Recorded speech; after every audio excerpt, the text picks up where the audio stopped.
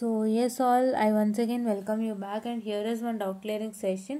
So ಏನಪ್ಪ ಅಂತ ಹೇಳಿದ್ರೆ ಒಬ್ಬರು ಯುವರ್ ನೋಟ್ಬುಕ್ ಅನ್ನೋರು ಕೇಳ್ತಾ ಇದ್ದಾರೆ. ಸೊ ಏನಪ್ಪ ಅಂತಂದರೆ I am currently studying third sem and I have two backlogs, okay, one subject from first sem and one subject from second sem, so I can write both this backlog subject this time. Okay, so ನೀವು ಈ ಸತಿ ಬರೀಬಹುದಾ ಅನ್ನೋದಕ್ಕೆ ನಿಮಗೆ you can write it this time.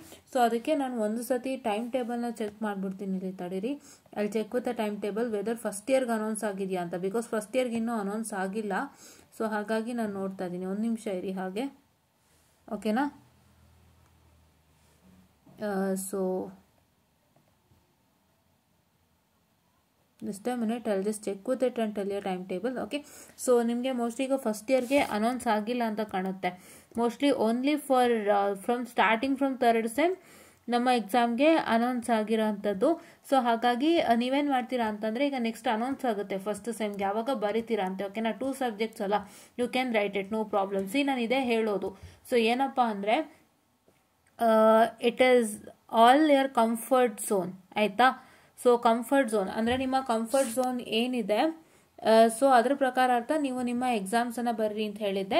So ನಿಮಗೆ ಕಮ್ಮಿ backlogs ಇದ್ದರೆ, if you are having only backlogs, only 2 backlogs, 3 backlogs, 4 backlogs ಆದರೆ ನೀವೇನು ಮಾಡ್ಬೋದು ಅಂದರೆ ಮ್ಯಾನೇಜ್ ಮಾಡ್ಕೋಬೋದು. ಬಟ್ ಮೋರ್ ದ್ಯಾನ್ 4 ಇದ್ದಾಗ ಕಷ್ಟ ಆಗುತ್ತೆ. ಸೊ ಹಾಗಾಗಿ you can write it. See, for BTech 22 scheme student ಆಗಿರೋದ್ರಿಂದ ನಿಮಗಿನ್ನ ಫಸ್ಟ್ ಸೆಮ್ಗೆ ಎಕ್ಸಾಮ್ ಅನೌನ್ಸ್ ಆಗಿಲ್ಲ. ಸೊ ಅನೌನ್ಸ್ ಆದಾಗ ನೀವು ಖಂಡಿತ ಬರೀತೀರಂತೆ. ಓಕೆನಾ, you can write it this time, ಆಯಿತಾ. ಸೊ ಅದಕ್ಕೆ ಒಂದ್ಸರಿ ಚೆಕ್ ಮಾಡ್ಕೊಂಡು ಹೇಗೇನಾದ್ರು ಅನೌನ್ಸ್ ಆಗಿದೆಯಾ ಅಂತ. ಓಕೆನಾ, ಆ್ಯಂಡ್ ಇನ್ನೊಬ್ರು ಕೇಳ್ತಿದ್ದಾರೆ, ಮೇಡಮ್ ಹಾಗಾದರೆ ಥರ್ಡ್ ಇಯರ್ಗೆ ಇಯರ್ ಬ್ಯಾಕ್ ಇಲ್ಲ ಅಲ್ವಾ 22 ಸ್ಕೀಮ್ಗೆ ಅಂತ. ಸೊ ಅದು ನಮಗೆ ಗೊತ್ತಿಲ್ಲಪ್ಪ, ask college they'll tell you regarding that. Okay, and one more thing, Meena ಅವರು ಕೇಳ್ತಾ ಇದ್ರು, ಒಂದು ಸ್ಟೇಟ್ಮೆಂಟ್ ಇದೆ ಮ್ಯಾಮ್ ಲಾಸ್ಟಲ್ಲಿ ಅಂತ. ಸೊ ಅರಿಯರಿಗೆ ಎಕ್ಸಾಮ್ ಅಪ್ಲಿಕೇಶನ್ ಯಾವಾಗ ಬಿಡ್ತಾರೆ ಅಂದರೆ ಅದು ರಿವ್ಯಾಲ್ಯೂಯೇಷನ್ ಅನೌನ್ಸ್ ಮಾಡಿದಾಗ ಅಂತ ಹೇಳ್ಬಿಟ್ಟು.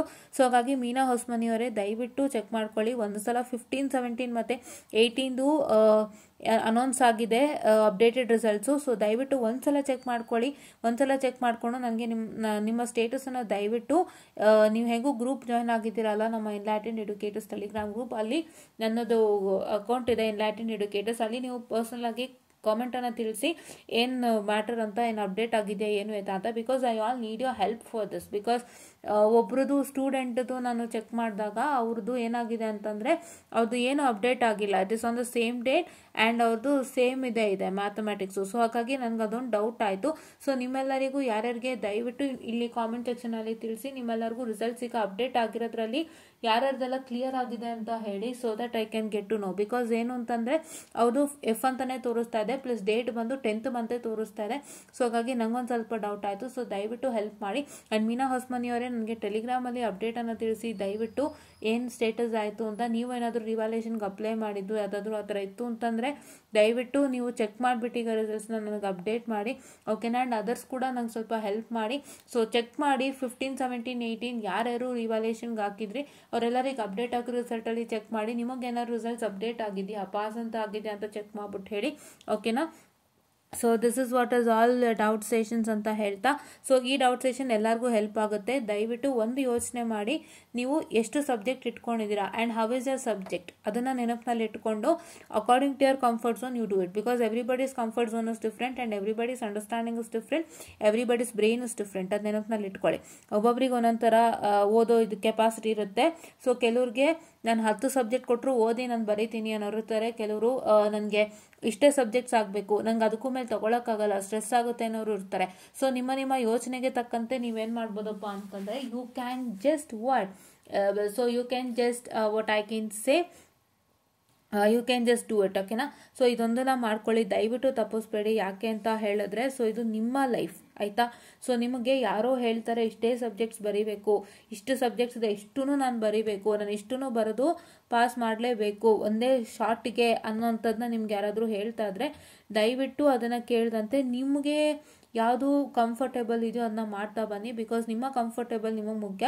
ಇಲ್ಲಾಂದರೆ ನೀವು ಎಷ್ಟೂ ಬರೆದ್ಬಿಟ್ಟು ನಂದು ಯಾವುದೂ ಆಗಲಿಲ್ಲ ಅನ್ನೋಕ್ಕಿಂತನೂ ಅಟ್ಲೀಸ್ಟ್ ನೀವು ಬರ್ದಿರೋಷ್ಟರಲ್ಲಾದರೂ ಕ್ಲಿಯರ್ ಮಾಡಿಕೊಂಡ್ರೆ ನೀವು ಮುಂದೆ ಹೋಗ್ಬೋದು. ಸೊ ಹಾಗಾಗಿ just look at your comfort zone and write it. ಇವರು ಇಯರ್ ನೋಟ್ಬುಕ್ ಅವ್ರು ಕೇಳ್ತಾರಂಗೆ ಎರಡೇ ಇರೋದ್ರಿಂದ, ಎರಡಾಗಿರೋದ್ರಿಂದ no problem. If more than 2 or more than 4 ನಿಮಗೆ ಸ್ವಲ್ಪ ಪ್ರಾಬ್ಲಮ್ ಆಗುತ್ತೆ. ಸೊ ದಯವಿಟ್ಟು ನೀವೇನು ಮಾಡ್ತೀರಪ್ಪ ಅಂತಂದರೆ, ಒಂದು ಸತಿ ನೀವು ಕೂತು ಯೋಚನೆ ಮಾಡಿ ಸಬ್ಜೆಕ್ಟ್ಸ್ ಹೇಗಿದೆ, how I am feeling, how can I do it. ನಿಮ್ಮ ಎಕ್ಸಾಮ್ ಟೈಮ್ ಟೇಬಲು ಚೆಕ್ ಮಾಡ್ಕೋಬೇಕು ಫಸ್ಟು. ನೀವು ಅದು ಮಾಡಿದಂತೆ ನೀವೇನು ಮಾಡೋದಕ್ಕಾಗಲ್ಲ.